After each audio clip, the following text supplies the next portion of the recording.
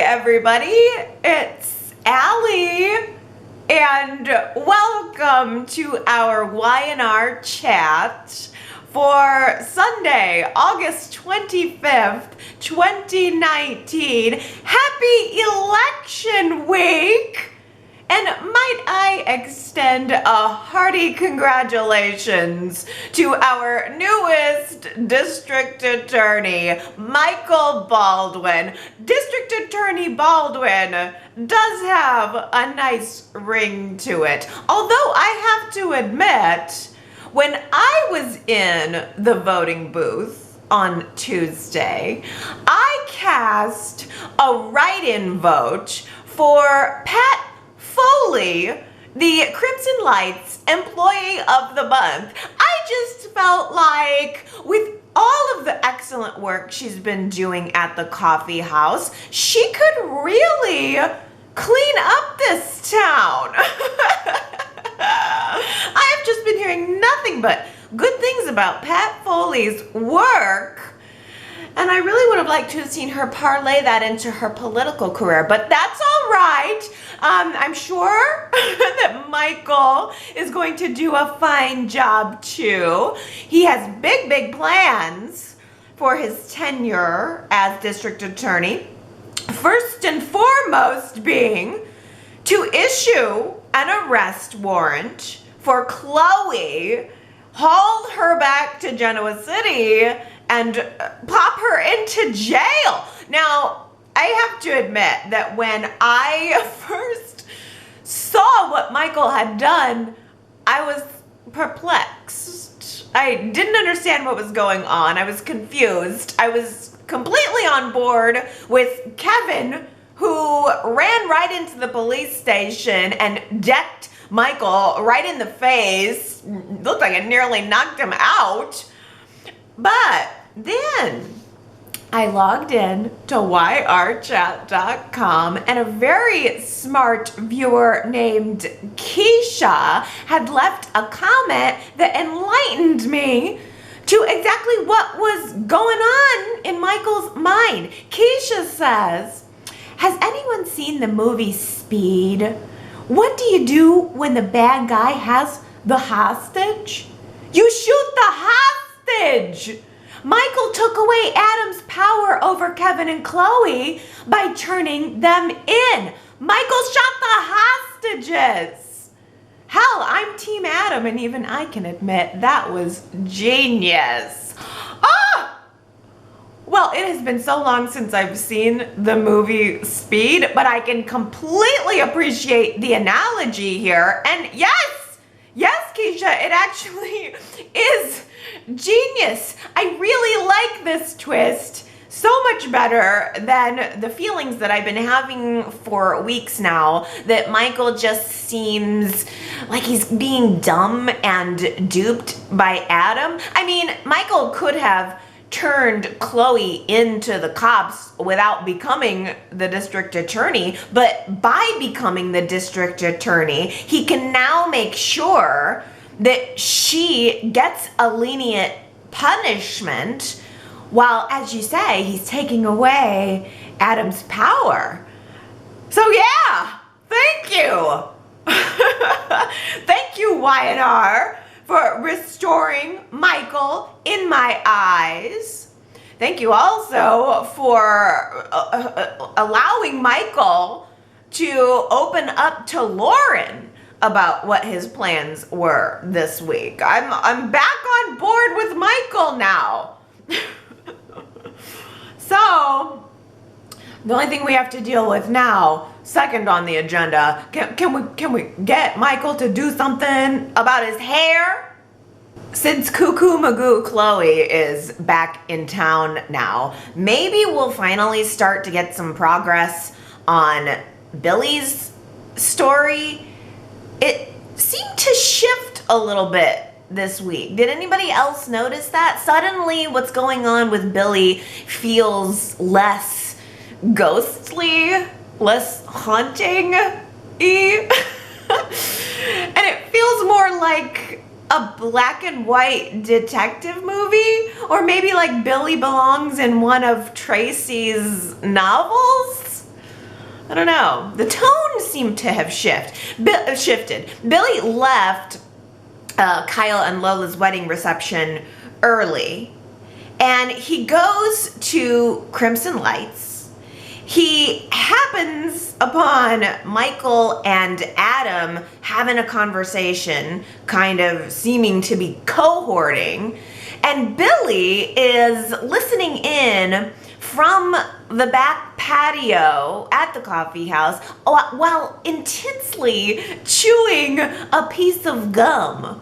And there was this slow saxophone music kind of playing in the background. It was cool.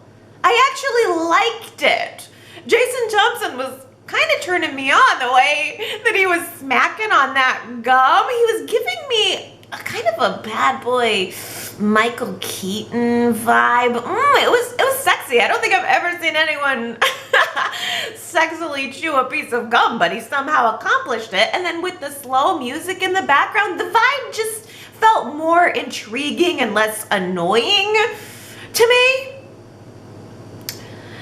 After Adam left the conversation, though, Billy confronted Michael privately.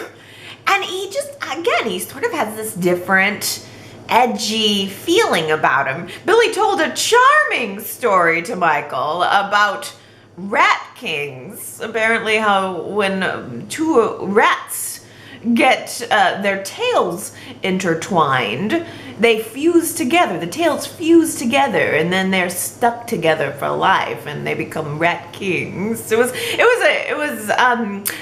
don't know, something about that also felt like it fit with a black and white detective movie. It was an interesting anecdote, and then Michael ruined it, though. He ruined the Rat King story by having a response to Billy saying, yeah, you better watch it or you might find yourself the cheese. Ugh. Michael, my man. That line sucked. That was so cheesy. It was so lame. I'm embarrassed for you. Billy told this cool story about rats. And you took it to cheese? All right.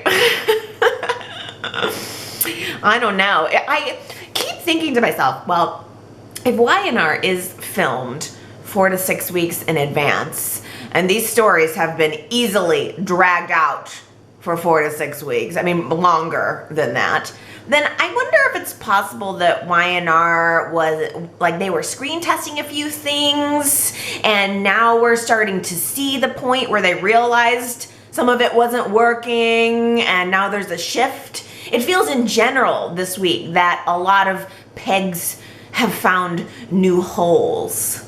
And Billy, I think, is a really good example of that. I really wish that creepy doll and the writing on the wall and all of the Delia stuff just never happened. I wish we would have started out with Billy being this sexy, sneaky detective, slinking around town, realizing that Adam is up to something, and then deciding to make it his mission to bust him. That would have been better.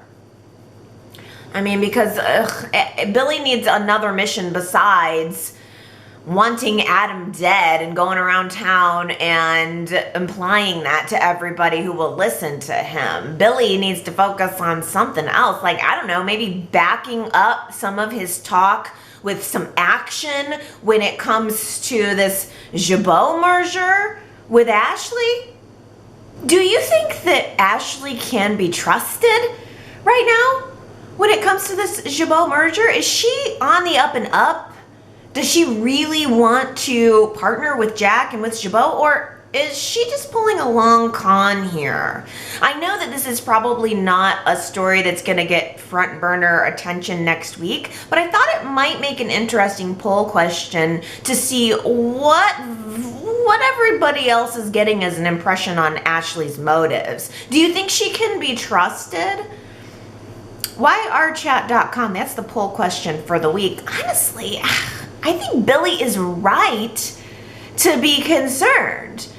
After the way that Jack and Ashley were battling last year. And I mean, it was vicious. They tried to steal from her. She tried to steal from them. She went to Paris, leaving Jabot in shambles. I mean, they barely had a company left. They had no products.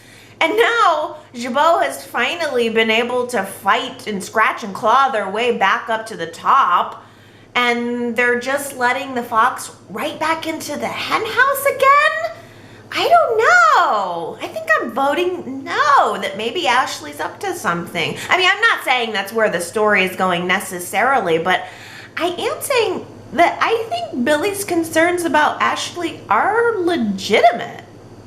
Phyllis implied as much also. She warned Billy this week about how ruthless Ashley can be.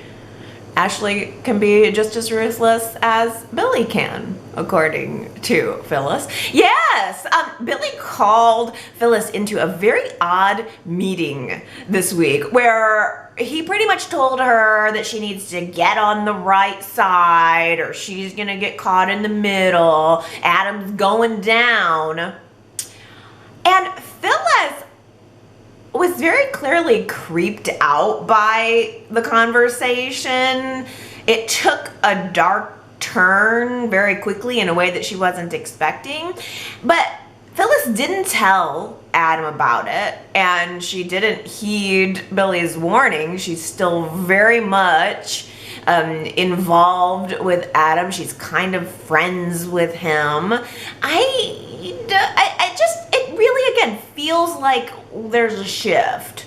Y&R's drawing some battle lines, and they're different than they were last week or the week before. There's a whole lot of talk about sides right now. Picking the right side, not being on the wrong side.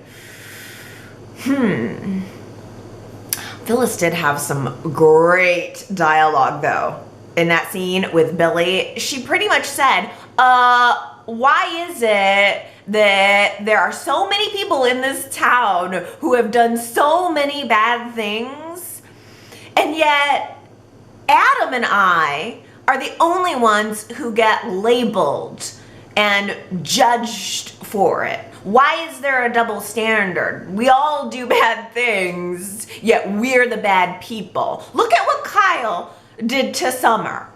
Look at what Nick did to Victor. And look at what Chelsea did to Nick and everybody else. Why did they get the forgiveness and the understanding and we don't get it? I thought it was some really good points. I liked that a lot. There was a self-awareness there from, I think, maybe the writers. I thought that was really smart. And then when Phyllis was talking about Chelsea, of all people, and all the bad things that Chelsea has done, but yet she gets good girl status now, which is what we've been saying as fans for so long, the light bulb went off over Phyllis's head. You could see it start to appear as soon as she realized that Chelsea had gotten an inheritance from Calvin. She didn't know that before Billy told her. So suddenly, Phyllis need money. Chelsea have money. And so Phyllis forms a plan in her head. But the problem is Phyllis was making the mistake of counting on that plan going off without a hitch. She was counting on having Chelsea's money before she even talked to Chelsea about it. Phyllis went bragging to Adam in public about how she was gonna get her investors, she was gonna get her hotel, and to boot, she started telling Adam how she was going to ultimately own the hotel anyway. She was gonna find a way sooner or later to push Abby out on her rear before she even knew what hit her. Well, Victor overheard this conversation. Victor went straight to Abby, told Abby what Phyllis was up to. So Abby's radar was up. When Phyllis finally got around to pitching the investment idea to Chelsea, or should I say Chelsea finally got around to stirring and sweetening her coffee enough so that Phyllis could pitch the investment idea to her. Chelsea liked it enough to decide to cut out the middleman entirely. I mean, really, if this hotel is such a great, revolutionary, life-changing idea, then what did Chelsea need Phyllis for? Chelsea went directly to Abby, saying that she wants to not only invest in this hotel, but she would like to manage it too. So why not? Abby would way rather work with Chelsea and take that risk than work with Phyllis, who is being open about wanting to backstab her. I suppose at least with Chelsea, there's a question of whether or not she's gonna backstab you. She might backstab you later on down the line, I don't know. But they shook hands on the deal and told Phyllis that her services are no longer needed. Ooh, and Phyllis did not like that. I mean, Phyllis has been putting so much effort into this hotel. It's kind of hard for me, by the way, to feel passionate about this hotel and who ends up owning it or running it or anything, because we haven't seen it. I wish Y&R would give us some visual clues about the hotel, show us some swatches or something, get me excited for it. So I mean, I felt bad for Phyllis, but at the same time, I just don't feel passionate about the hotel yet. I don't know if Phyllis is still gonna get the penthouse. I know there was a penthouse on top of it that she designed for herself. Is Chelsea gonna get that too? I'm not sure, but the whole thing ticked Phyllis off enough, sent her into a tailspin in Victor's direction.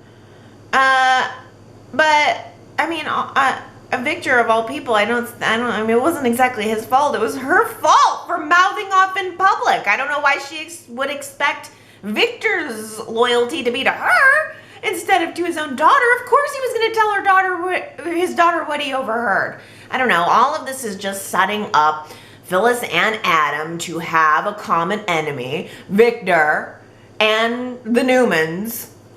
All of them, like every single last one of them.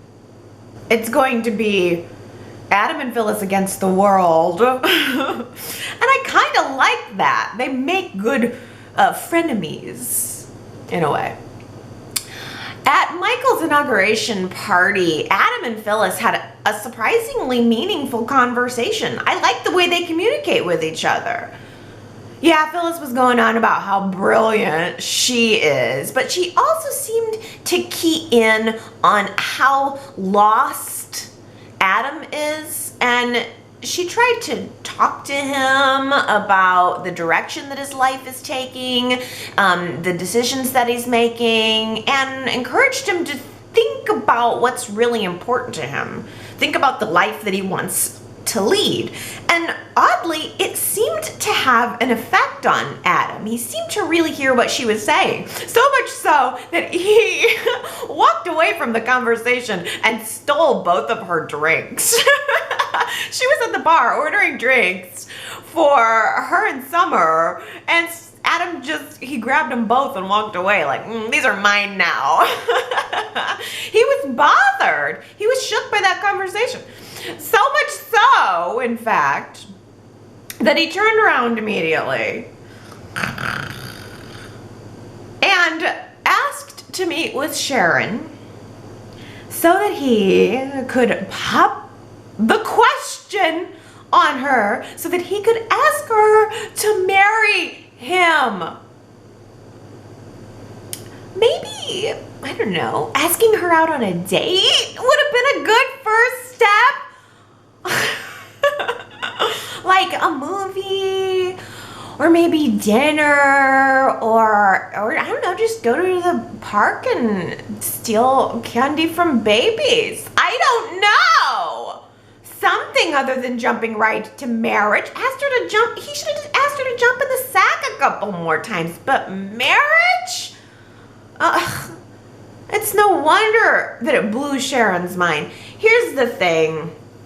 I do think that Adam has sincere feelings for Sharon. I really don't question that, but I also more so think that Adam is looking desperately for someone to save him, something safe to hold on to. He made the same pitch to Sharon this week that he made to Chelsea a couple of weeks ago. I'm a better man with you.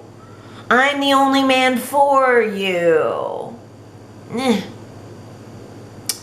And he even said to Sharon something like, he said, if I could get you back, then I could let everything else go. Which was a weird implication that if Sharon said yes to his proposal, then he would drop the custody suit, then he would drop everything else that he's doing around town and specifically with Nick. Even Sharon was like, wait, what? Are you giving me an ultimatum so that you will stop hurting the people that I love? Are you manipulating me to get what you want? Yes, Sharon. Yes, he is, Sharon. You are the object du jour. Each week it's something different that he wants. This week he wants you, and he is going to ram through a wall to get you if he has to. I guess I just don't like how aggressive Adam got about it. It clearly made Sharon uncomfortable, which made me uncomfortable. It sent Sharon spinning out mentally. And not just about him and her relationship with him. It made her question her own identity. And it just seemed like he was badgering her so hard about why all the reasons are that they should be together, that it was really confusing to her. And it was clear that she was distressed. And if you love someone, if you truly love someone, I don't think you would want to do that to them. I would think you would want what's best for them, even if that's not you. When Sharon went to the penthouse to officially turn Adam down, he immediately launched into his sales pitch on why she's wrong, why her answer is wrong. And it came off as if he was acting like he doesn't care that she knows what she needs for herself, as if she doesn't know what she needs, what she wants. He has to tell her, and he has to convince her. It's like all he cared about was getting the answer out of her that he wanted. And she was on the verge of tears. She was so confused and so frustrated, and he didn't seem to care about that. He just wanted to argue her into submission so that he could win and feel a little less lonely for a while. I don't like it. I didn't like it. And then when she finally put her foot down and said no for the final time, he turned on her and he seemed cruel toward her, and he told her to just get out of his apartment, just leave then. And then as soon as she walked out the door, he threw a glass at the wall, like a big baby who didn't get what he wanted, and now he's gonna throw a fit. It's not love. That's not love. That's desire, and they're different.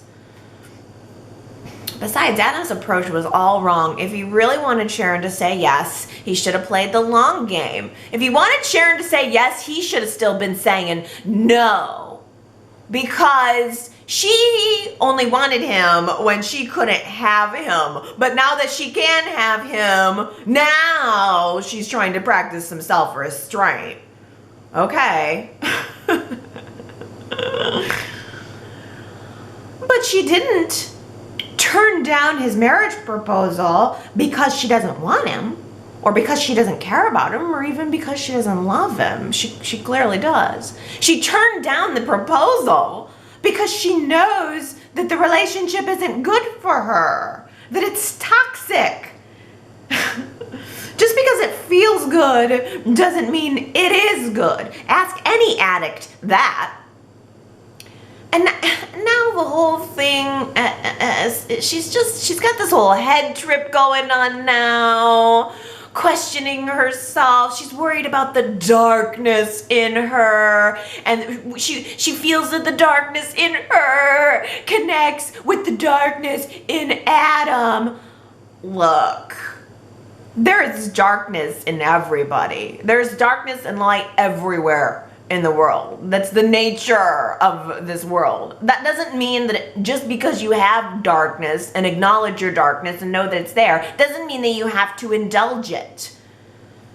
And by the way, having darkness, Sharon, doesn't make you bad, but it also doesn't make you special or sexy. It makes you ordinary.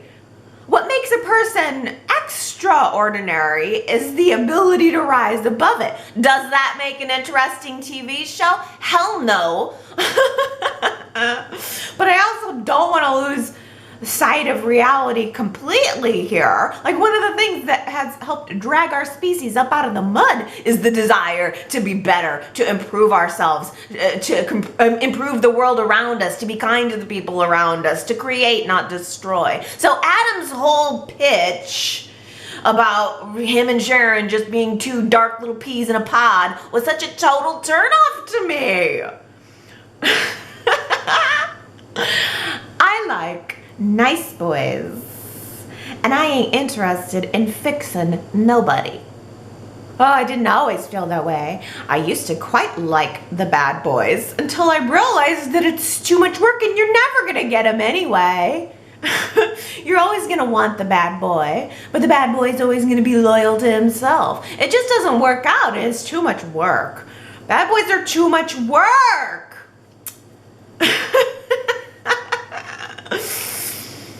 But the other thing that bothers me about Adam's attitude toward Sharon is that rather than assuming that Sharon can think for herself, can make decisions for herself, knows what she wants, Adam just assumes that her not wanting to marry him right now must have something to do with Nick.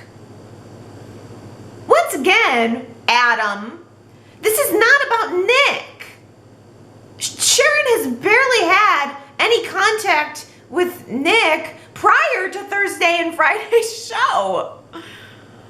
I have not gotten the sense that Sharon is secretly worried about what Nick thinks about her. I mean, since when is Sharon living her life lately according to what Nick thinks about her? Although, I don't know, maybe this is another instance of a storyline directional shift. Nick and Chelsea are suddenly acting like they're not a couple, even though they've been living together and making goo-goo eyes at each other and talking about raising their families together and being together. And so they've been together, but suddenly they're both saying separately that they're not together. Okay. And then Nick and Sharon seem to be connecting on Friday. Now, I was relieved to hear Nick reinforce to Sharon that she is a good person and nobody who loves her should be making her question that. And I'm a fan of Nick and Sharon. I'm all about Nick and Sharon, but I also feel the same way about Nick and Sharon that I feel about Adam and Sharon. Y&R has got to make me want it. And I have no reason to want it right now. So if they're trying to build up Nick and Sharon just like getting back together now for no reason, I'm not there. I like Nick and Sharon, but history isn't enough to fuel forward momentum for our current story right now. I don't know what they're doing. Chelsea and Adam seem to be falling back into a better place. They were ready to slit each other's throat over the Connor custody issue 2 weeks ago, and now they're being more friendly. I don't know. I guess I gotta say, I really did appreciate Chelsea's frank talk with Adam on Friday, she called it out exactly the way it is. I was on board with everything that came out of her mouth in that conversation. Adam wants love so badly that he tries to pressure and control and stranglehold you into giving it to him. And all it does is drive everyone further away, and all it does is get him further away from what it is that he really wants. Oh, yeah, this is a story shift. We are saying it. Next week, Adam's going to drop the Christian custody lawsuit. Just like that. That's gone. That's done now. He is going to instead focus all of his energy on getting revenge with Phyllis on the Newmans. Boom! Midstream story directional change. Another one. Prepare for it next week. And also, we didn't like seeing Victor's mystery illness. Guess what? Boom, boom! That's probably about to be gone too.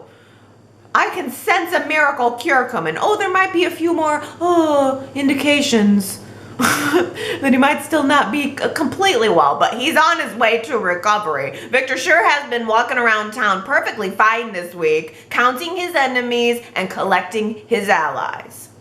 Oh, and it's been great. Don't get me wrong. I was noticing how well Victor looked this past week, and it was very nice. That scene in the park with Nick and Christian and everybody posing for photos, all of that was adorable. I love seeing Victor happy and healthy and kicking ass. It's how I like my Victor. The way that Christian dumped a few kernels of popcorn on top of Victor's head, though. That kid is so dead. Y&R is getting ready to kill that kid. That's the last thing you do, putting popcorn on top of Victor's head. And I kept thinking that maybe that popcorn was a little greasy, or maybe they had to do multiple takes or something, because in the subsequent scenes, Victor seemed to have little grease stains on his suit jacket. Little popcorn-sized grease stains on his suit jacket. Little Christian is going to mysteriously vanish. Never to be heard from again after that popcorn incident. Who the hell do you think you are? I'm Victor Newman. I don't get popcorn dumped on my head. I dump popcorn on your head. Oh. And of course, Victor sees Adam. I'm peering out from behind the park sign, watching this little happy family moment, and Victor just looks at Adam. They make eye contact. Victor gives Adam the waggy no-no finger and then the slicey throat hand motion, telling him to stay away. I don't know why Adam would abide that. So I guess we're supposed to assume that all of these conversations en masse, things that have been said to him by Chelsea, Phyllis, Sharon, Victor, all of these are leading him toward just giving up that custody lawsuit and letting it be. Fine by me. That's perfectly fine by me. Because what we're really ramping up is the Adam versus Victor. Victor was meeting with Michael this week to find out what his connection to Adam is. Victor's probably going to be perfectly happy if Michael decides to arrest Adam or take him down for something. I mean, Victor's, he's got his allies in Nick and the rest of the Newman family, and then we've got Adam and Phyllis on the other side. Yeah, I mean, we asked for it. We're about to get it. Adam versus Victor. Here it comes. Brace yourselves.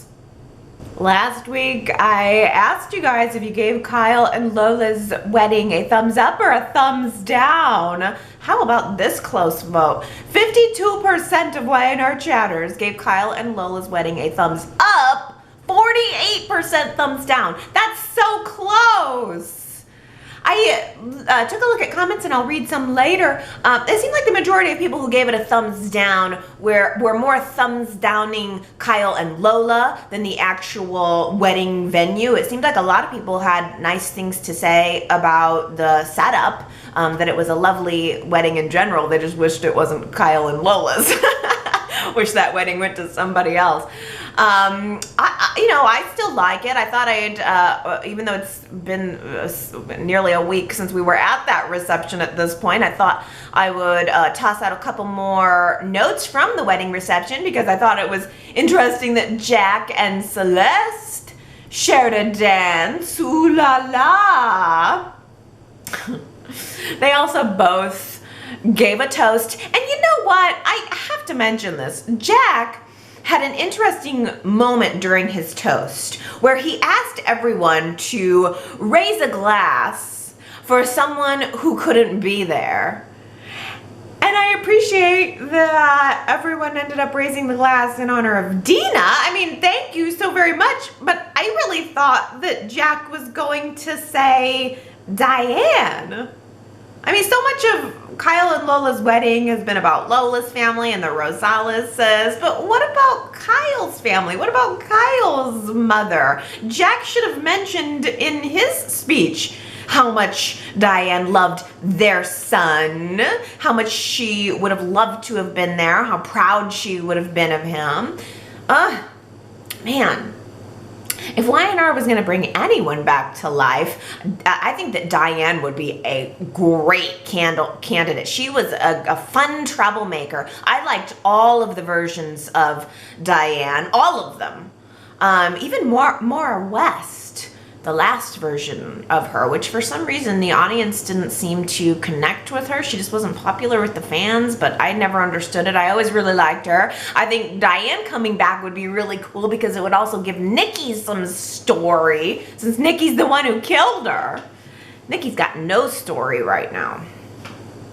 But anyway, speaking of comebacks, I really was pleased to see Arturo and his sexy beard again. Dang, I really was, I mean, I just feel like I'm appreciating Arturo a whole lot more now that he's gone. But it was nice seeing him bonding with Ray over, fatherhood. Arturo's about to become a father for the first time. And also taking some time to patch up the brotherly relationship there. I liked seeing Arturo try to make small talk with Abby, but it did not land. It did not land with her. And then also Nate walked in, made clear that he's the new man in Abby's life.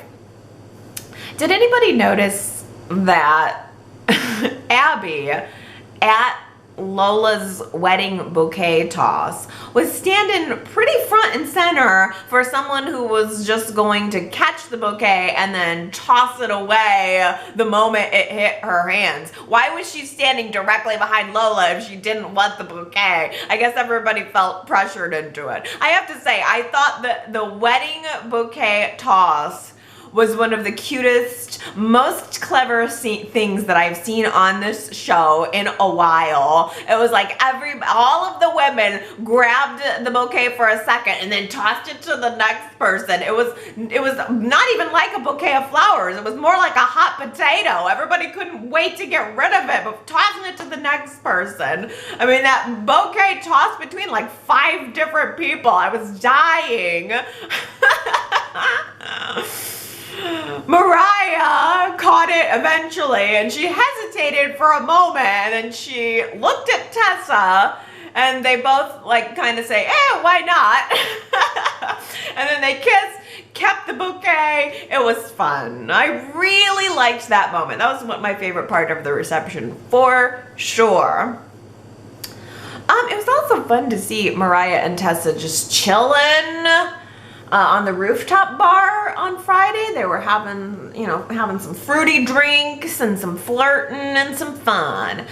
I wonder, would Mariah and Tessa's marriage be legal in Genoa City, Wisconsin? Is there any chance that we're going to see these two joining Lola and Kyle in marital bliss anytime soon? Summer also caught that bouquet for a moment. Poor Summer, she sure did look like she was on the verge of tears the entire night. She even had a heartwarming moment with Kyle that felt really good, and yet she had to scurry away from lest she end up in tears. I mean, who hasn't been there? I could identify with that. I really ended up appreciating that Phyllis was Summer's +1 at this event. I enjoyed Phyllis's snide support. She was boosting up her daughter about the fabulous wedding that she will no doubt have someday that will include a dress that's not off the rack. Oh! Damn, Phyllis. Damn, burn. Gosh, I feel like I just had to pull myself back week after week from gushing about Michelle Stafford. I just love her. Phyllis and Summer both saw Theo's sneaky entrance into the wedding reception, and I also loved how they both mutually decided to not throw themselves in the line of fire on that whole mess. They just thought they would stand back and watch the fireworks. Theo walks into the wedding reception uninvited with Zoe on his arm. Kyle confronts them both, and Theo had this attitude like, what's the big deal? Theo insists that he brought Zoe to the wedding reception just to let Kyle know that she's okay. This was a wedding gift to Kyle, really. I mean, Theo says he wants Kyle to see that there was no harm done to Zoe. No harm over that whole almost died thing. And, oh yeah, sorry, my dad tried to bilk money out of you and did successfully. Yeah, I mean, that is so passive aggressive. Kyle it's borderline aggressive, but also passive aggressive, acting like it was a gift to Kyle. Kyle was very polite to Zoe, but he kicked Theo out and proclaimed that they are done forever. Yeah, you already tried that though, Kyle. You said to Theo a couple weeks ago, "You're dead to me." It made no difference whatsoever. You're still stuck in this situation. So what's your plan B? What is plan B for dealing with Theo? None of Kyle's threats have affected Theo in the least. While Kyle and Lola are off not parasailing on their honeymoon because of the rain, or the desire to just stay in the room and have sex. Theo is still in Genoa City, casually walking around, still with Zoe on his arm, who's fawning over him and fawning over Summer. Turns out that Zoe is one of Summer's biggest fans and is totally clueless that she's being used as a pawn in this weird game that Theo is playing called bro chess, I guess. This weird bro chess game that Theo is playing. I don't know. I guess Lola and Kyle just need to enjoy their honeymoon. I did enjoy letting them have the honeymoon and just kind of relaxing after all of the drama that surrounded their wedding. I liked seeing them dreaming of a future that is to come. You know, what will be in store for Kyle and Lola? Successful careers, a family perhaps. I mean, I liked it. The bungalow looked very fresh and very breezy, and the resort sounded amazing, even though we didn't see any of it, but that's fine. I didn't expect to see any of it. I was tickled by how excited Lola was to try out all of the amenities of the resort, but all Kyle wanted to do was stay in the room and have sex. You got your whole life for that. Go get out, go do that parasailing is what I was thinking. Get out and enjoy. What was it, Bora Bora? Where were they? I can't remember where exactly they were, but I was like, oh, you got your whole life to have sex with them. Go get some sun. Of course, I suppose she's the wife of a very rich man. I suppose she has lots of fabulous vacations in her future if they can stay together. Yeah, I don't know. I liked the scenes in the bungalow. I liked their lovemaking. I don't even know how Kyle was able to get himself out of those tight white pants that he was wearing. I am telling you, I watched Y&R on the big screen that day. And Kyle's pants were so tight. They showed everything. And I do mean everything. I was looking up at my screen at him in those pants thinking, I can't believe that they're showing this. It was like graphic. In my soul, I wanted so badly to screen cap his crotch, blow it up in high resolution, zoom in on it, and post it to yrchat.com, but I just couldn't bring myself to cross that line. So I guess I'm just gonna have to have Kyle's tight white pants like seared into my brain for eternity. Not gonna lie, Theo is the kind of bad boy that I've been waiting for. He's bad on the right level of bad. He's not really trying to cause destruction because he wants to hurt anyone. He just thinks it's fun to blow things up and maybe loot a few spoils in the aftermath. I don't know, I'm finding this very intriguing. Apparently Summer is too. These two are a very super hot couple. They've got the love-hate thing going on. In one breath, she is telling him that she's on Kyle's side. Here we are again, sides. She's on Kyle's side, he's on the opposite side, so they're officially in opposition. And then in the next breath, she is kissing him. It's a very similar dynamic to what Y&R is trying to establish with Adam and Sharon right now. The love-hate, I shouldn't be with you, but I want you kind of thing. Only Summer and Theo don't have the baggage of being long-running front burner characters, so I guess I feel like I can enjoy it a little bit more. Yeah, I'm back in with Theo this week. I would like to see him drop this whole petty vendetta against Kyle. It's going nowhere. It doesn't entirely click with me. I'd like to see him just maybe focus on causing trouble somewhere else for a while. Like this week, how he tried to squeeze Mariah out of a job. I really liked that. I thought it was great. And in all fairness to Theo, Devon called him over to his penthouse to offer him Anna's old job.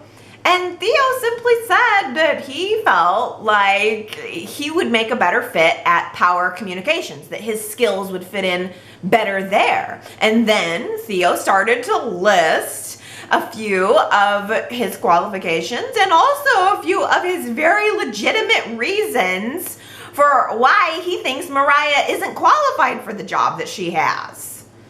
And he squeezed in a few ways that he could do better. This is so totally normal for anyone who's been in a corporate atmosphere with a mid to high level corporate job. People are always trying to climb the ladder.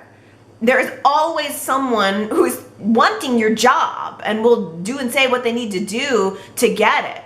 It's just that Devon is an anomaly. He doesn't run his companies like that. He tells Theo that he doesn't like that approach, but Theo is welcome to work with and under Mariah if he wants to. Yeah, I just didn't think it was that out of the ordinary. I guess because I've kind of experienced that. I mean, I don't think Theo was trying to tear Mariah down in a malicious way. He was just laying out the qualifications that she didn't have, and I'm like, you know, actually that's pretty, I've been there, you know, I've had that happen. So Theo, I mean, he does end up kind of accepting where Devon was coming from, and he puts on his other face, one of his two faces. He's got his other face on now, and he goes to Mariah and offers to help her at Power Communications. She sees right through it and tells him that maybe she will just decide to start stealing his clients, bring them over to Power Communications, cut him out completely, and put him out of business. Well, I like it. I like seeing Mariah pull that move. Maybe she was taking a page from the playbook of Abby and Chelsea. Adrian Rosales showed up uninvited at his daughter's wedding, and he had this really funny air about him. He was acting like everybody else was overreacting, like it was no big deal that he came to the wedding uninvited. Like he was ready to file for full custody of all 3 of the Rosales children, and they should just welcome him with open arms. But no one did that. Not Ray, not Celeste, not Lola. Arturo was a little wishy-washy on the father issue, but that kind of figures. Lola saw her father in the bridal tent, and I think it threw her off. She didn't know what to say, and she didn't know what to do. She didn't want to exclude him, but she also wasn't ready to include him either. And I wonder if that reaction of Lola's is what gave him enough mixed signals to stick around a little bit longer. I mean, I don't know if he's gone completely or not, but the day after the wedding, he was hanging around at the coffee house. He was trying to hit on Sharon. Ew! Ew, that was so uncomfortable. I bet waiters and waitresses and baristas have to put up with that crap all of the time. I've just never seen Sharon having to do it, so I was like, bull, bull. Oh, Ray walked in as it was going on, yanked his father away from Sharon, nearly pulled him out of there by the collar, and then the two almost got into a fight on the back patio.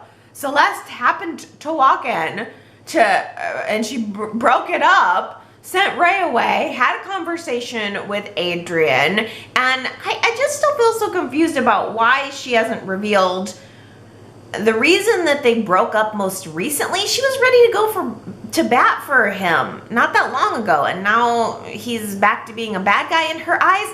I don't know. I'm guessing that she just realized that once a cheater, always a cheater. Is that what the scene with Sharon was supposed to represent? I don't know. But I also thought it was funny how Jack and Celeste met up later in the week, and they were comparing relationship histories.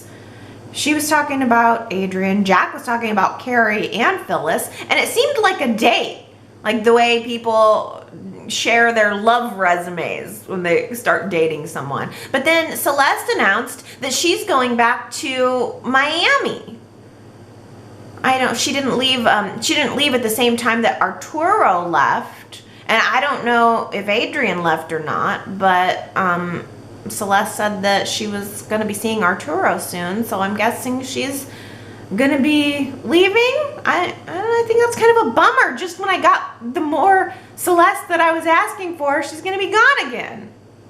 I don't know about you, but I believe in the energy of cosmic spheres guiding us where we need to be. Who said it? The answer was Tessa. I loved that line, Tessa. I mean, what a thing to say. It was a whole mouthful. I believe in the energy of cosmic spheres guiding us to where we need to be. It must have been a hard line to even memorize. I think that the actress who plays Tessa has gotten so much better lately. She's so much more fun. It's nice to see her relaxed and not scheming, and I like her little bit of hippie vibe. I thought that was a fun line, a fun moment, and quite a few of you actually did guess that it was Tessa, so congratulations, Tina Cole, Cherie, Keisha, Robbie, Heather, Henry, Brenda 08, Jamie, Jillian, Daisy S, Tony, Ambreen, and Diana. Well done. Here's another line that I really liked this week. In fact, it's kind of another cosmic line. I've taken a few trips around the sun. I love that. Who said it? I've taken a few trips around the sun. I just think that I've never heard that line before, and I just love it. Do you know who said it? If you do, you should go to yrchat.com to leave your guess. And if you get it right, I will give you your shout out on next week's Y&R Chat. Well, let's take a look at these comments you left about Kyle and Lola's wedding. The thumbs ups and the thumbs downs. Lynn4283 says, I could not get excited over the Kyle and Lola wedding. I mean, the wedding was nice and everything, and the decorations were beautiful, but I am ready for Kyle and Lola to go on an extended honeymoon. Well, we got a honeymoon. I bet they're probably gonna be right back onto the front burner next week. Although I don't know. Again, it does feel like Y&R is making some changes. Maybe Kyle and Lola are going to get back into Genoa City and have some peace and quiet after having been on the front burner of drama for so long. Sharita voted thumbs up on the wedding. They give me a young Kane and Lily vibe. I do think that Y&R is trying to make them a super couple. I'm here for it if it's done the right way. Oh, Kane and Lily, yeah, I know. Boy, I miss them. I wonder, what are they going to do with Kane? They must be coming up with something, right? I wonder if they'll bring Crystal Khalil back. What's the plan? He has no place. None. Tony says, I agree. It was a soap wedding with all of the trimmings. Everyone looked so nice. The bride smiled and genuinely looked, well, like a bride. There was family togetherness and some drama, not too much. The setting was perfect. And then the bubbles. I loved that. Magical. The bubbles were a nice visual touch. I did like that very much too. Brenda08 says, huge thumbs up from me. I loved it. Romance is the only reason why I watch soaps, and this couple drew me back into watching Y&R. Michael and Sasha have such chemistry. I could really feel the love that Kyle and Lola have for each other. That whole wedding warmed my heart. I like seeing romance on soaps too. I like drama, but I think that first and foremost, I think I do like soaps being love stories. So I agree with you there. Hey, speaking of Michael, what's his last name? I know it, and I'm not thinking of it right now, but the actor who plays Kyle, I've been looking in the opening credits for him, and I haven't seen his opening credit. Can anybody tell me if there is one? Because we've seen Sasha in those opening credits. I mean, we saw it this week. There was one where she appeared in an opening credit and he wasn't there. I just don't think he has one yet. Michael Milor, that's what it is. If you've seen Kyle's opening credit, let me know. Send me a screen cap or something, because I swear I haven't seen it. Well, Heather gives the wedding a thumbs down. These two only met last year. They barely even dated throughout that time. She was either mad at him over an expensive purse or in a coma. They never had any exciting adventures, mysteries, or obstacles to overcome. The purse gate was all about Lola complaining, and when she was in a coma, Kyle married and slept with someone else for no reason. Summer never asked him to. Everyone acted like it was no big deal. Kyle and Lola needed at least another year or two to actually build their relationship and overcome some drama to be rootable. I don't think Y&R is taking any time with any of the relationships right now, honestly. It seems like they just want to shove people together and wait for the fans to love it. Astra says, I voted thumbs down mainly because I'm not a Kyle and Lola fan. Like Heather said in her comment, they barely dated and haven't really gone through any real adult issues. They've had high school couple drama when they first hooked up, but besides the whole Lola almost dying and Kyle doing the noble thing and marrying Summer for Lola, that's about it. Just because they've been blissful for maybe a couple of months doesn't equate to a long-term commitment this soon. The fact that Kyle didn't trust Lola with all of his past, good or bad, just solidifies that they shouldn't have gotten married.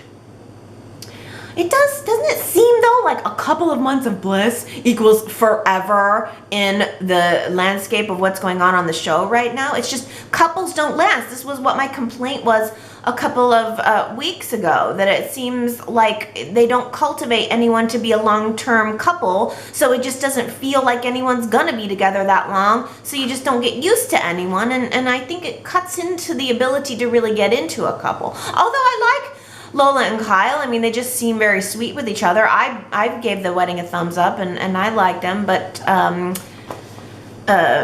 yeah, I think that, well, let's keep going with comments. Mary Ann says, I'm not a fan of this couple.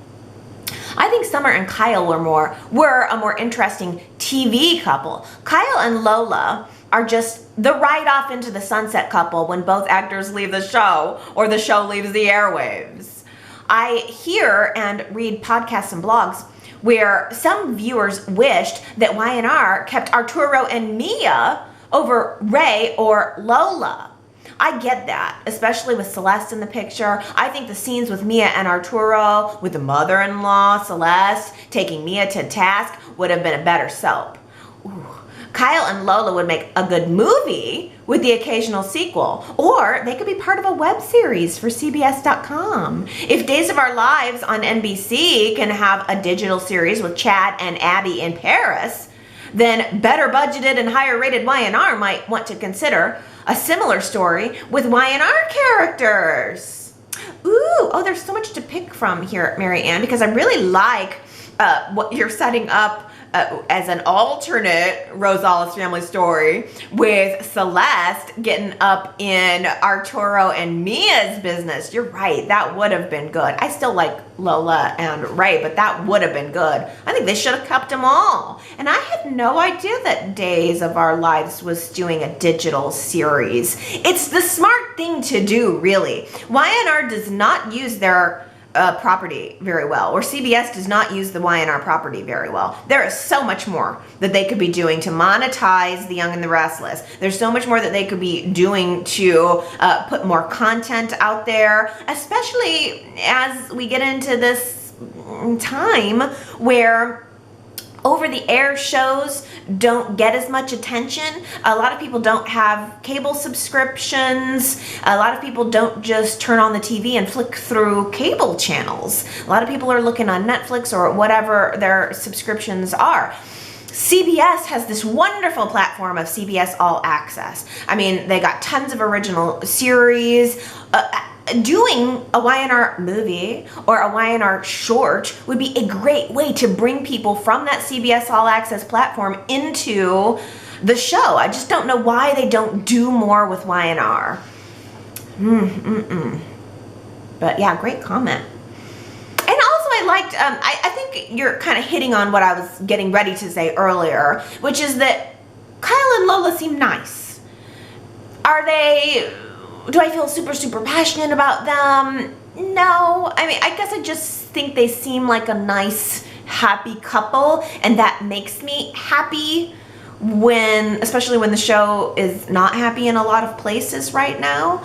But, you know, you're kind of saying they're just sort of a nice couple that can go off into the sunset. And I think that is probably accurate, but I don't think that necessarily means that they don't have a place on the show. Sometimes it's nice just to see happiness. I mean, there's a lot of couples who end up with the drama. There's always going to be a couple who has drama as part of the whole shebang, but I really do wish that Y&R would show us just more couples being happy and casual. I think that's why I really liked what was going on with Tessa and Mariah this week. They were just hanging out, just talking the reasons why they loved each other. I like that Michael and Lauren are back on track, that he included her in what was going on in his strategy, and just seeing them together being happy, like being Mr. and Mrs. District Attorney. That was good. I hope that Y&R continues to facilitate the happiness between Victor and Nikki. So I mean, happy couples definitely have a place on the show, and you got to find and pick your places where you want your drama.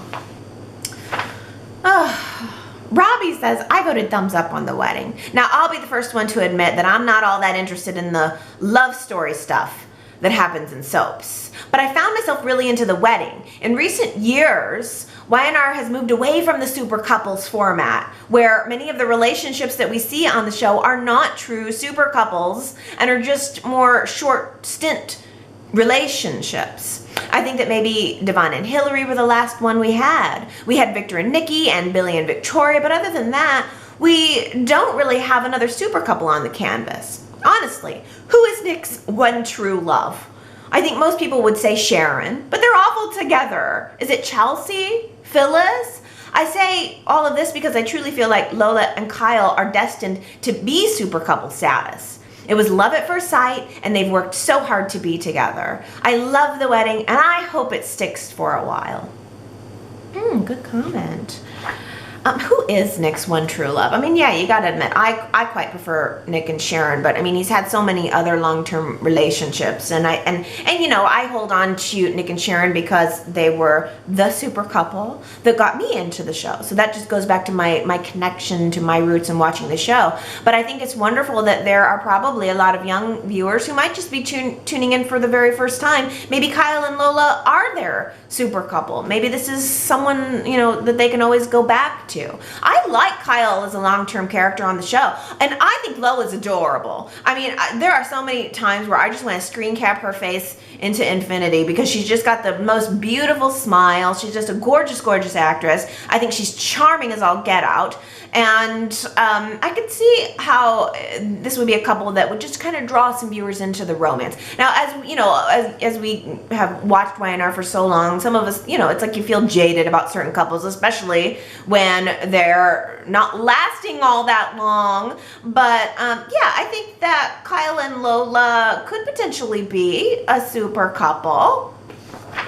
Why not? I wish that Y&R would keep Kyle, build around him, and I wish they'd bring back the Rosaleses. I'd like to see Arturo and Mia and Celeste and Ray. Like, I like the Rosales family. I don't know why they cut them in half and reformatted them. I'm not wild about Adrian. I need him to be a little more sexy or something. I don't know. He seemed a little skeevy. If Adrian were a little more sexy, then I think I could get into the Rosales family forever.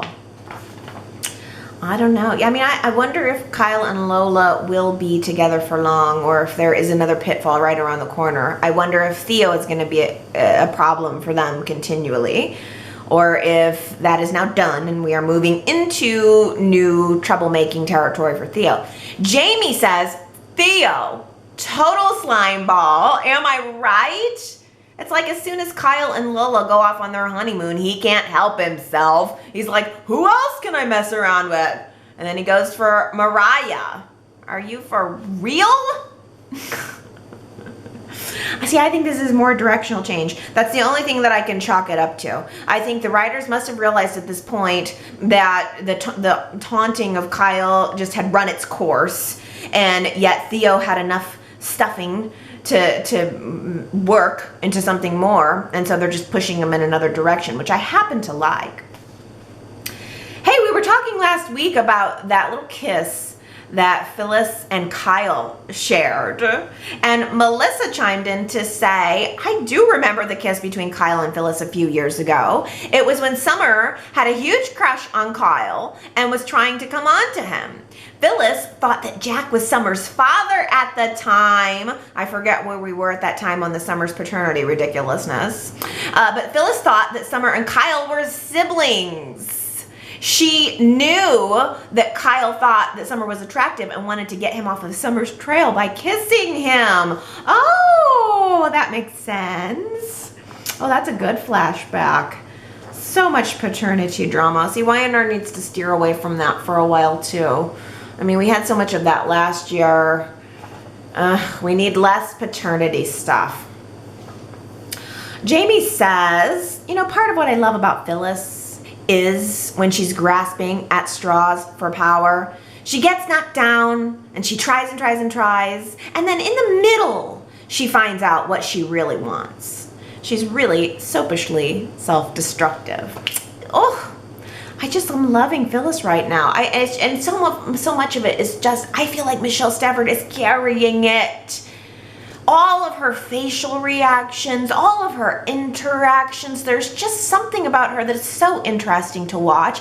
And as you say, Jamie, I think she is more interesting to watch when her back is up against the wall. And that's where we're headed. That's what we're going to see in the coming weeks. Phyllis and Adam with their backs against the wall, against the world. Sharita says, well, I guess now Chelsea will clean that money through the Grand Phoenix Hotel. Poor Abby, always trusting the wrong people. Just buy the hotel outright and hire a manager. Honestly, how do you trust Chelsea more than Phyllis? She's a con artist, and even when she had everything as Adam's widow, she was still conning the Genoa City citizens.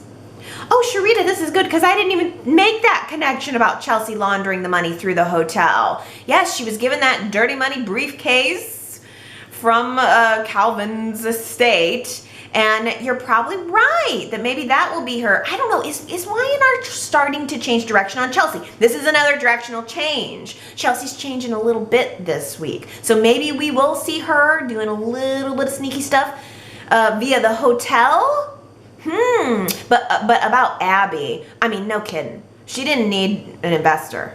She just needed to buy the freaking hotel so that she would have all the control and not leave herself open to any problems.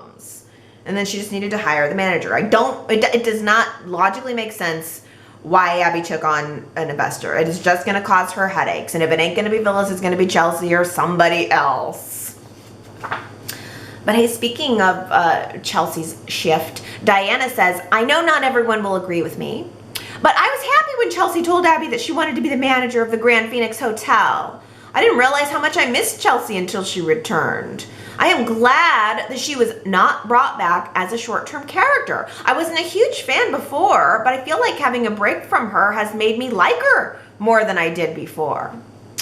No, Diana, I don't think you're alone at all. Honestly, since Y&R did a little bit of work on Chelsea this week, I was back in. I mean, it's been months of her doing nothing but being nice girl, and it gets boring after a while. At least this week, she had the coffee house moment, just making Phyllis, just taking her time, making Phyllis wait. That was fun. She had the interactions and the cutting Phyllis out. So she had a little bit of drama there with Abby in the hotel taking that position. That was good. And then we saw that scene on Friday with Chelsea and Sharon connecting and realizing that they have some things in common, primarily Nick and Adam. So Chelsea was establishing a little bit of a bond with Sharon there and doing something different other than just being in Nick's orbit. And we can see that Y&R's move seems to be creating a wedge there. Why did they have both Nick and Chelsea telling people separately that they're not together, they're not sleeping together? It's almost like Y&R went, maybe this isn't working, let's reformat. And not only are they reformatting the relationship that Nick has with Chelsea, but I think they're also reformatting Chelsea. It has made her much more interesting these past couple of weeks. I liked it quite a lot. Again, I don't care who runs this hotel at this point because I haven't seen it. I don't have any connection to it at all. They need to start giving us some hotel if they want me to care about it. I really think that Y&R is just testing things. I think their whole strategy when the new writers took over, and we see this in that as evidenced by that survey, I think they just want to listen, see what the majority of fans want, and then give them that. I think they want safe bets. That's why they didn't move forward with Kane and Tracy. They don't want to do anything to tick anybody off too bad. They want the safe bet. And so that's why we're seeing longer drawn out storylines, because they're waiting to find out what we think about things before they actually go and develop them. I would have preferred a little more boldness, but then again, I mean, sometimes that doesn't work either. Then you tick fans off and nobody's happy and people stop watching. I think they're nervous about Y&R. Y&R is always kind of a little bit on thin ice. I mean, you never know when the show, when they just decide it's not worth it anymore. I mean, they don't get a lot of attention. They don't do a lot of behind the scenes stuff. Y&R's a little bit of a odd stepchild for CBS. Ooh, did you hear that? Who was it? Viacom and CBS are going to be one company again. I guess they were one company before. So does that mean anything for Y&R, by the way? Has anybody heard anything about that? Hopefully it's not going to be a problem for Y&R. But that's that's the other thing, like Marianne was saying about Days of Our Lives, opening up the door on doing some digital series. And I think all my children kind of tried to do that when they got canceled. Y&R needs to be using the platform of the CBS All Access to draw fans into bonus content to get people interested in Y&R. I don't know why they don't. Although I have to say, honestly, if Y&R blew up and all of a sudden it was like the biggest show in the world and everybody was into it, I'd be so annoyed. I like my niche, to be honest. It's like, what if you were a comic book fan? And then all of a sudden, like, these comic book movies blew up and now everybody's into comic books. It would be maybe a little annoying to you. I don't really want soaps to be mainstream. I prefer to be off the beaten path. So I like Y&R being off the beaten path, but I could have a little more. I could still have a little more. I have no idea what I was talking about, so let's shift. I don't know how I got where I got. Let's talk about Billy. Shakona says, because of Billy chewing gum like a goat, I Googled the relation between sleeping disorder and gum. Chewing gum can relieve the feelings of sleepiness during night sleep deprivation, at least temporarily, and abolish its negative effects. Why haven't I known this all my life? Huh. So chewing gum, Shakona says, helps relieve with sleep deprivation. I had no idea. I thought that Y&R was doing that to create some intensity in the scene. I thought it was sort of on the level of, remember when we heard Summer just crunching the cereal when Chelsea woke up and found Summer standing there over her? I thought it was sort of they were giving us sort of an auditory intensity, like to build a little bit of suspense or something in the scene, because you can't not hear it. You can't not hear somebody crunching on cereal or snacking on some gum. So I thought that they were trying to create tension, but maybe it'll also be explained that he's doing it because of the sleep deprivation. I mean, that's been brought up over and over again. Billy's sleep deprived. Jack brought it up in the meeting with Ashley, which caused a little bit of a rift with them. I liked, on a side note, that Jack and Victoria got together to compare notes a little bit this week, both acknowledging that something is still wrong with Billy and he's not really following through on the counseling that he was getting. We gotta get somewhere on that, man. I feel like we are. I feel like I think we've seen the place in the story where the writers went, that wasn't working, so let's go this way and tie it up and start moving. I think we're gonna get some movement on Billy finally, maybe next week, maybe now that Chloe's back in town. Well, last week I was trying to give ideas for how they need to fix this whole Christian custody storyline, and I had suggested that we need to start off with a new paternity test. That if you want me to move forward into the custody case, you got to first reestablish to me who the heck the father really actually biologically is. And Superplex says, Allie, one thing the show absolutely does not need is another Christian paternity test. There has been not one, not two, but 3 paternity tests conducted on this issue, and it all turned out to prove that Adam is the father. The first paternity test was commissioned by Adam, and that was the one he switched in order to keep Sage blissfully unaware of the truth, that she could continue to live happily in her marriage to Nick. The second paternity test was commissioned by Phyllis and Sharon, and that one was initiated to prove if what Chelsea told them was true. The third, as you know, was undertaken by Nick. I think revisiting this issue is the equivalent to beating a dead horse. Oh, I think that the paternity test I forgot about was the one that Phyllis and Sharon initiated. Yeah, I did forget about that. 3 paternity tests on the issue. Yeah, it probably is beating a dead horse. You're probably right, Superplex. But why should we stop beating dead horses now? That's all these writers seem to do sometimes. I mean, shoot. Well, let's talk about Adam and Sharon. Honestly, I didn't have a whole lot of comments on Adam and Sharon this week. I would have liked to have seen more. I would have made it a poll, except we already had one a couple weeks ago. But Marianne says, I started watching Y&R in early 2010 when they aired previous episodes on Saturday night from the previous week on SoapNet. The first episodes centered around Sharon and Adam going house to house to tell friends and relatives that they were married. It was a great way to be introduced to characters outside of Nikki, Victor, Jill, and Catherine. Almost a decade later, a circle is formed when Adam proposes to Sharon. Do you guys think that Adam and Sharon are going to get married eventually? I mean, she turned him down, but is this really just a tease? Are we really just on the path to an Adam and Sharon marriage eventually? I wonder. Oh, SoapNet, Marianne. I don't think SoapNet's around anymore. Man. Or maybe they just don't get distribution in my area. SoapNet. I want to watch SoapNet. Oh, nostalgia. Gary makes a great point that I love, saying, when Adam asked Sharon, who at the end of the day loves you, wants to take care of you, places you above all else, is totally devoted to you, etc., that would have been Ray, who was prepared to love Sharon, body and soul, to fulfill those desires she might have. And he's a good person too. I mean, Sharon wasn't lacking in love until just a few minutes ago. Oh, Gary. Exactly. That's exactly how I feel. It's not as if Sharon had been adrift for years, cold and lonely, with no man in her bed, no one who understands her. She was in a perfectly healthy relationship with Ray just a few weeks ago, and she didn't want that. She threw it away.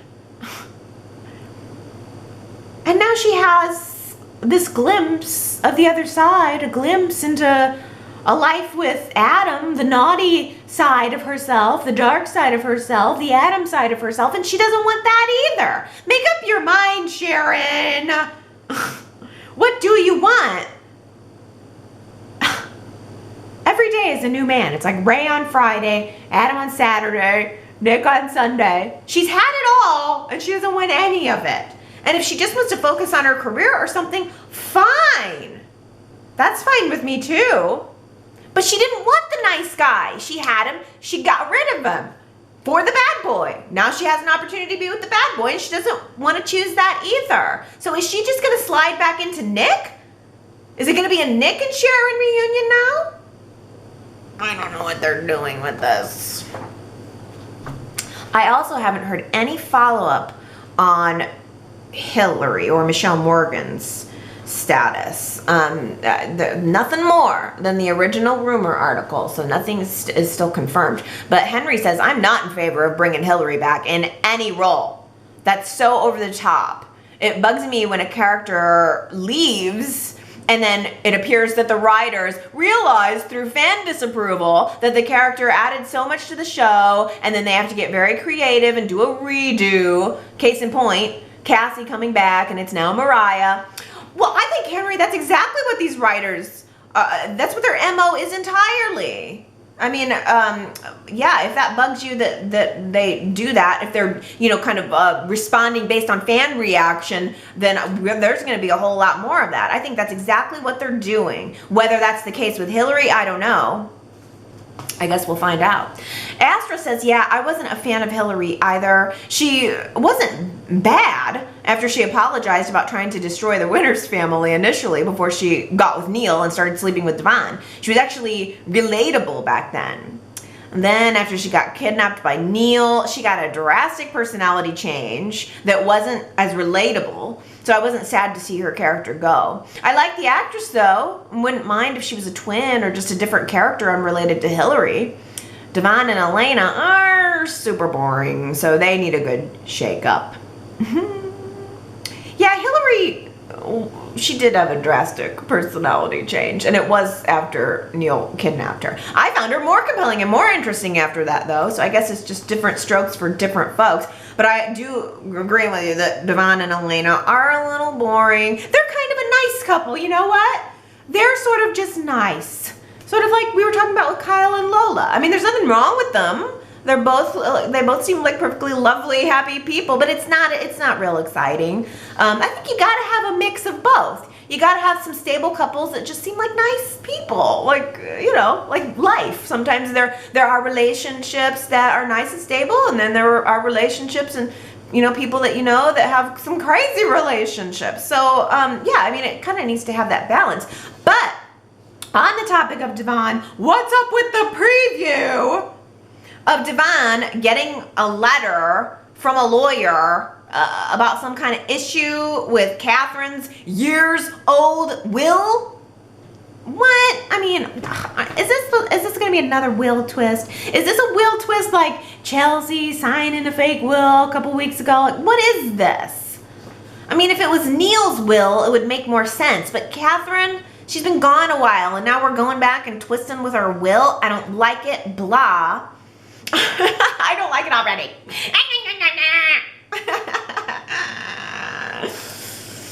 What does it mean? Is Devon about to become a little less rich? Maybe he'll have to start selling off some of his assets, like our Genoa City Athletic Club rooftop dive bar. Gary says, so isn't this funny? Here we are at the top of the athletic club, and it's almost Labor Day. I think this is another fan response, Gary. I mean, we like society. Society's fine and great and wonderful, but we have been saying we really enjoyed having the rooftop bar. It gave us some sort of sense of the pool and outdoor and a bar, and it was a fun set. We all said we missed it for summer, and now here we are, Labor Day, and they're finally getting around to giving it to us because we asked for it, because they're listening. It's such a double-edged sword, isn't it? We want them to listen to us, but we don't want them to listen to us. You know, we don't want them to wait and take the time to listen to us. I don't know. I don't know what the answer is. Some kind of balance of bold moves, but also being aware of the fans and what they might like to see historically. I don't know. I was happy to see the bar back. I'm happy to see that they're making some changes. I mean, what was it, 2 weeks ago, I had hit the roof. I had hit my saturation point of annoyance with Y&R, and I was just feeling like I was not enjoying it. And I wonder if it's right around the point that they realized that some things weren't working, and now we're seeing the adjustment. Does anyone else feel the shift, or is that just me?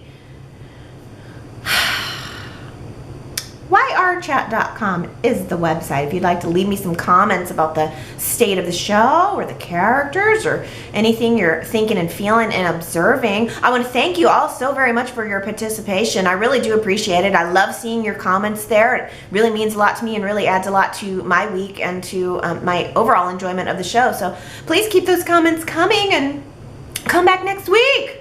I will give you mine. Okay, everybody, I love you. Have a wonderful week. Bye.